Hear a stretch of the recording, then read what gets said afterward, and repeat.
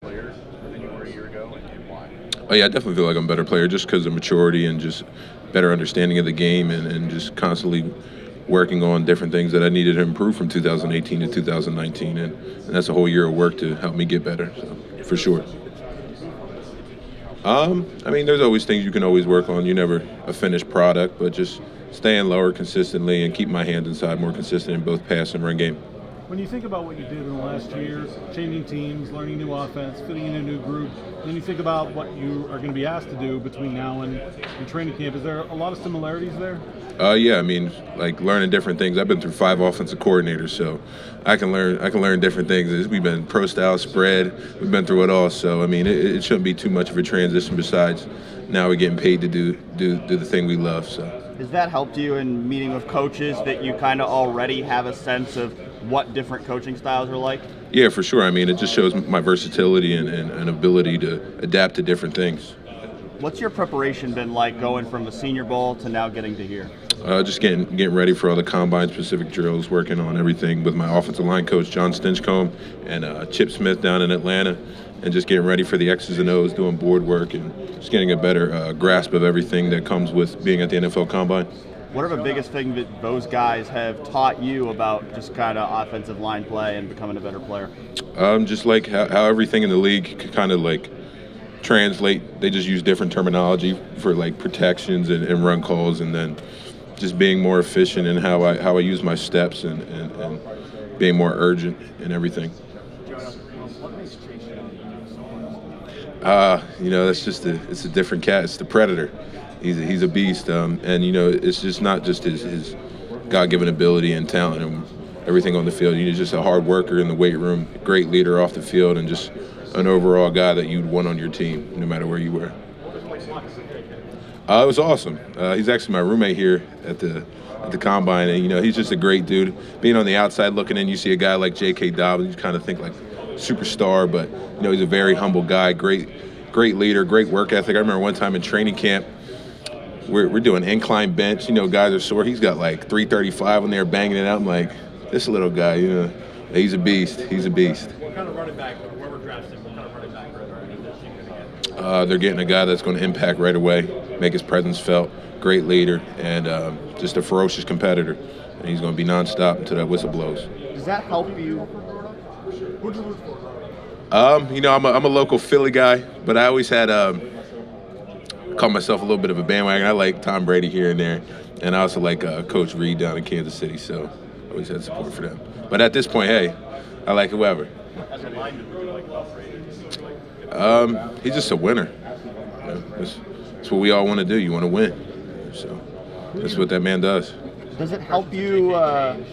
Once you became a teammate of his, did you have a different impression of him from the outside looking in? Not really. I just didn't really know who he was. But once I got to meet him and get a better understanding of who he was, I was pretty cool knowing a guy like him and his status and his ability. Does it help you relax and kind of settle into this process when you are rooming with JK and you have somebody there that you already know as you go through this? Yeah, definitely. Just somebody to relate to, somebody you can constantly talk to that I've already been around, and it's just cool having him there as a fellow Buckeye, and I'm enjoying my time with him. Do you feel like you're here representing both Ohio State and Rutgers? For sure.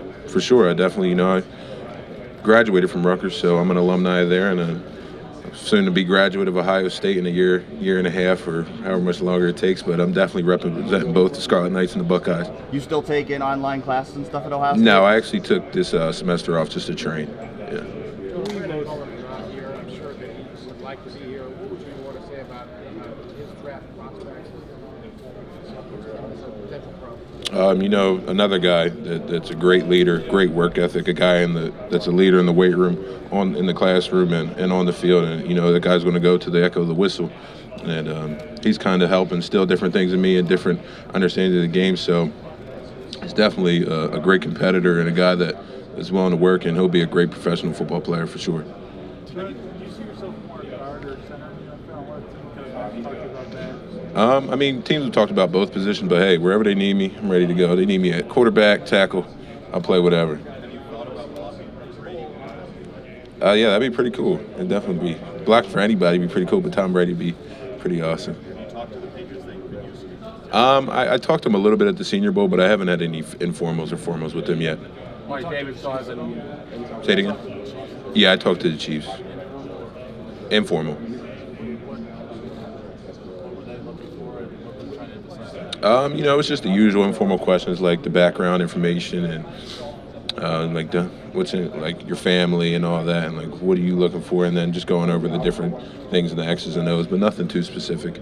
Wyatt Davis still has another year in Columbus at least. As somebody who plays the position, what makes Wyatt so good? Man, he's special. He's definitely explosive. He's another ferocious competitor. That guy, he'll finish to the echo of the whistle. He kind of got me jealous a couple times because his knockdowns look better than mine. But, you know, he's a great player. He's a great player and a great dude. Jonah, how athletic do you have to be to play offensive line? Say that one more time. How athletic do you have to be to play offensive line at Ohio State? You got to be we the best athletes on the field. You know, we 310 pounds, being able to move guys, run with guys who are linebackers, DBs, and you got to be able to bend, you got to be able to move, and it's definitely a position you need athleticism. Is that something that's helped you in this process, knowing that you guys ran a lot of outside, you were not pulling but getting to the outside a lot to maintain some blocks for JK going around the end? Does that help you tell teams that you're athletic enough to play wherever? Yeah, for sure. It definitely is was able to show off our athleticism and ability to get to the second level and sustain blocks and not just miss guys and guys juke you out. Sometimes that happens to linemen, but being able to show them our athleticism was definitely a big plus.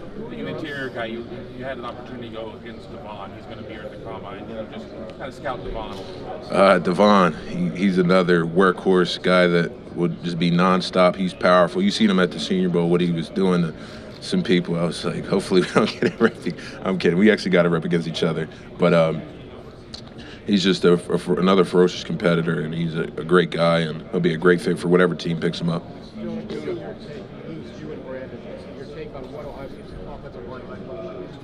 Honestly, it might be better. It might be better than it was last year because the guys that are coming in were just as good and ready to play in case me and Brandon or somebody else was to go down. So I'm definitely excited for what's going on over there. Like a guy like Harry Miller, a true freshman, he comes in and he's, like 3'10", 315 now. I've seen the recent listing. You know, you don't get true freshmen like that. When I was a true freshman, I was playing left guard in a right guard stance. So it was kind of, you know, he's above the curve and a guy that's ready to go, and he'll definitely be here one day. Nick, another guy, just a great worker, and he's got everything you could ask for: an offensive tackle, the smarts, the strength, and everything. So I'm excited for the season ahead of them. Are there any other guys at Ohio State right now that are under the radar on the offensive line that maybe people don't know about but they should? Definitely like Enoch Vamahai, Ryan Jacoby. You guys already know about Dewan, Big Thanos, Harry, and Nick. And probably there's a new freshman, Paris Johnson. I heard he's doing pretty good, so excited to see them.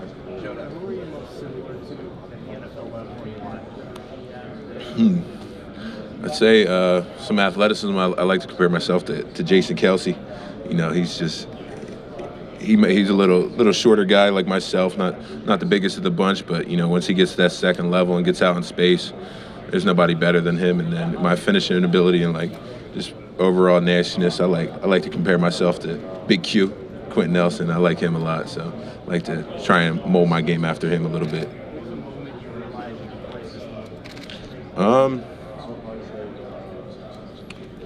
Probably like last year, once I realized my ability to hold up in pass protection, be an elite pass protector and run blocker and go against guys that are going to be in the NFL. Actually in 2017, because I had to block first-round draft pick Vita Vea, so I'd say I had a pretty good game overall. Thanks for watching. Subscribe below to get the latest videos from Lettermen Row. We got Letterman Live, we've got the practice report, we got rapid reaction. Hey, and you know we got Buckeye IQ with Zach Bourne. For sure. We got recruiting breakdowns with Berm. We got whatever you need. Ohio State football and Ohio State athletics, we've got you covered here at Lettermen Row.